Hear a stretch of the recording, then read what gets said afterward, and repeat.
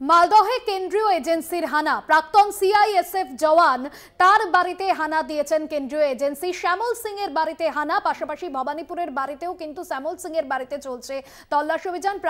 প্রাক্তন সিআইএসএফ জওয়ান শ্যামল সিং এর বাড়িতে হানা। পরিতোষ রয়েছেন আমাদের সঙ্গে, পরিতোষ সরকার প্রতিনিধি। পরিতোষ, রতুয়া 1 নম্বর ব্লকের বাড়িতে হানা, কি কি বিষয় এখনো পর্যন্ত কেন্দ্রীয় এজেন্সির হাতে উঠে এসেছে?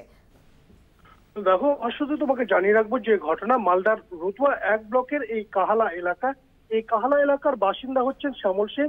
তিনি প্রাক্তন সিআইএসএফ কর্মী। বর্তমানে তিনি জমি ব্যবসার সঙ্গে যুক্ত রয়েছে, বেশ কিছু কয়লার ব্যবসার সঙ্গে যুক্ত রয়েছে, এমনটাই জানা যাচ্ছে স্থানীয় সূত্রে।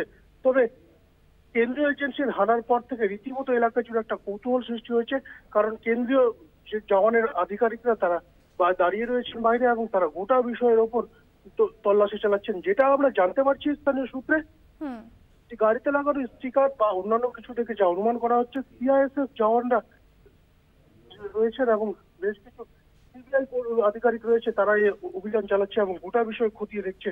তবে কি কারণে এই বাড়িতে হানা, কি উদ্দেশ্য রয়েছে, কি অভিযোগ রয়েছে তা এখনো কোনো পরিষ্কার হয়নি।